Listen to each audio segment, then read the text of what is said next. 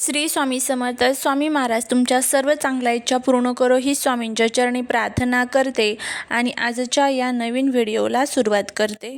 तिळगुळ घ्या आणि गोड गोड बोला. तुम्हाला सर्वांना मकर संक्रांतीच्या हार्दिक शुभेच्छा. उद्याचा दिवस अतिशय खास आहे. उद्या मकर संक्रांत तर आहेच, पण सोबतच उद्या षटतिला एकादशीचा अत्यंत शुभ संयोग जुळून आलेला आहे. संक्रांतीच्या काळात सुगड पूजन करायला खूप महत्त्व असते, पण हे पूजन का करतात, त्यात कोणत्या वस्तू हव्या आणि एकादशी असल्याने कोणत्या चुका टाळाव्यात, त्याचबरोबर या दिवशी पूजेचा शुभ मुहूर्त कोणता, राहू काळामध्ये चुकूनही आपल्याला पूजा करायची नसते, तर राहू काळ कधी आहे, याबद्दलची संपूर्ण माहिती आज या व्हिडिओमध्ये मी तुमच्यासोबत शेअर करणार आहे. त्यामुळे तुम्ही हा व्हिडिओ स्किप न करता शेवटपर्यंत पहा.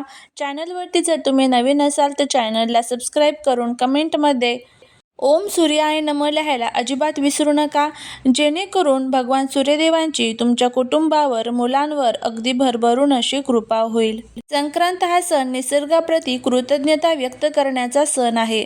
सुगड म्हणजे सुघट, चांगला घट, नवीन धान्य, फळ आणि निसर्गातील अन्नांचा सन्मान करण्यासाठी हे पूजन केले जाते. यात आपण सुगडाची पूजा करून समृद्धी आणि चांगल्या आरोग्याची प्रार्थना करतो. हे मातीचे सुगड म्हणजे पृथ्वी तत्वाचे प्रतीक मानले जाते. सुगड पूजनासाठी 2 किंवा 5 मातीचे सुगडे लागतात. त्यामध्ये खालील वस्तू आपल्याला भरायच्या असतात. त्यामध्ये नवीन धान्य म्हणजे त्यामध्ये हरभरा, गहू, तांदूळ, हंगामी फळे, बोरे, उसाची कांडे, गाजर, ओल्या हरभऱ्याची घाटे. संक्रांतीचा मुख्य प्रसाद म्हणजे तिळगुळ. त्यानंतर हळदी कुंकू, गंध, अक्षदा, सुगडाला वरून गुंडाळण्यासाठी कापूस सुद्धा आपल्याला लागतो. आता सुगड पूजन हे कशा पद्धतीने करत असतात. सुगड पूजनासाठी सर्वात प्रथम स्वच्छ आंघोळ करावी. आपली रोजची काही देवपूजा असेल तर ती देवपूजा करून घ्यावी आणि त्यानंतर आपल्याला हे सुगड पूजन जे आहे तर ते करायचं असतं. सुगड पूजनासाठी एक पाट घ्यावा. पाटावरती छान एखादं लाल वस्त्र टाकावं, रांगोळी काढावी आणि त्यावरती तुम्हाला सुगड जे आहे तर ते मांडायचे आहेत. तुमच्याकडे जितकी सुगड घ्यायची पद्धत असेल तितके सुगड तुम्हाला घ्यायचे आहे. सुगडांना हळदी कुंकवाचे 5 आडवे बोटे ओढायचे आहे. सुगडामध्ये वर सांगितलेले सर्व धान्य आणि वस्तू भरायच्या आहेत. त्यानंतर अक्षदा आणि फूल व्हायचं आहे. देवासमोर दिवा लावून आणि धूप दाखवून मनोभावे प्रार्थना करायची आहे. पूजा करताना किंवा सुगड अर्पण करत असताना मंत्र म्हणायचा आहे. रोग शोक परितापम पापम च हरमे शुभे यथाम तम सर्वगा देवी तत्वमे कुरु मंगलम. आता याचा अर्थ कसा आहे की हे देवी, माझे रोग शोक आणि पाप दूर करून माझे मंगल कर, असा या श्लोकाचा अर्थ आहे. आता हा जो श्लोक आहे तर तो मी तुम्हाला डिस्क्रिप्शन बॉक्समध्ये देईन, पण जर नाही शक्य झालं तर तुम्ही हा जो व्हिडिओ आहे तर तो प्ले करून तिथे तुम्ही नमस्कार करू शकता. फक्त तुम्ही हा श्लोक जो आहे तर तो ऐकला तरीही चालेल. अशा पद्धतीने आपल्याला हे सुगड जे आहे तर ते पूजायचं असतं. त्याचबरोबर प्रत्येक सुगडासमोर तुम्हाला विड्याच्या पानावरती जे आपलं साहित्य असतं, नारळ, हळकुंड, खोबरे, बदाम, खारीक, सुपारी, जे 5 वस्तू असतात त्या तुम्हाला ठेवायच्या आहेत. 5 विडे भरायचे आहे. तुमच्याकडे जर फक्त एकच विडा भरत असेल तर एक विडा जरी ठेवला तरी चालेल. त्या विड्याचं सुद्धा हळदी कुंकू अक्षदा वाहून पूजन करून घ्यायचं आहे. सर्वात प्रथम ज्यावेळेस सुगड आपण पूजणार आहोत त्याच्या अगोदरच आपल्याला गणपती बाप्पांची पूजा करून घ्यायची आहे. देवी लक्ष्मी, भगवान विष्णूंचा नमस्कार करायचा आहे आणि त्यानंतर आपल्याला सुगड पूजन जे आहे तर ते करायला सुरुवात करायची आहे. आता या दिवशी काय करावे, सकाळी लवकर उठायचे आहे. पाण्यामध्ये थोडेसे तीळ टाकून अंघोळ करायचे आहे. गरजूंना तीळ, धान्य किंवा उबदार कपड्यांचे दान करावे. एकादशी असल्याने विष्णू सहस्रनामाचा पाठ हा आवर्जून करावा. उद्या एकादशी असल्याने चुकूनही तांदूळ म्हणजेच भात जो आहे तर तो खाऊ नका. त्याचबरोबर या दिवशी कोणाबद्दलही वाईट बोलू नका, रागवू नका. सुगड फुटलेली किंवा तडा गेलेली नसावीत. पूजा करताना सुगड हे रिकामे ठेवू नका. आता त्यानंतर आपल्याला असा प्रश्न पडतो की नंतर ह्या सुगडाचं काय करायचं असतं. सर्वात उत्तम पद्धत म्हणजे पूजनेनंतर हे सुगड वाण म्हणून इतर सुवासिनींना देणे. सुगडाला मातृका मानले जाते. त्यामुळे हे दान केल्याने पुण्य मिळते असे मानले जाते. जर तुम्ही सुगड दान केले नसतील तर त्यातील धान्य, हरभरे, बोर, ऊस, गाजर, तिळगुळ घरातील मुलींना, सदस्यांना प्रसाद म्हणून द्यावे. आणि पूजा संपन्न झाल्यानंतर रिकाम्या सुगडांचा वापर खालील प्रकारे करू शकता. ही सुगड मातीची असतात, त्यामुळे ती स्वच्छ धुवून तुम्ही घराच्या बाल्कनीत किंवा अंगणात पक्ष्यांना पाणी पिण्यासाठी ठेवू शकता. सुगडाचा आकार लहान असल्याने त्यात माती भरून तुम्ही लहान रोपे लावू शकता. ते कुंडी म्हणून अतिशय सुंदर दिसतात. जर तुम्हाला ती ठेवायची नसतील तर ती इकडे तिकडे न फेकता एखाद्या झाडाच्या मुळाशी किंवा बागेत व्यवस्थित ठेवावीत. काही काळाने ती मातीत मिसळून जातात.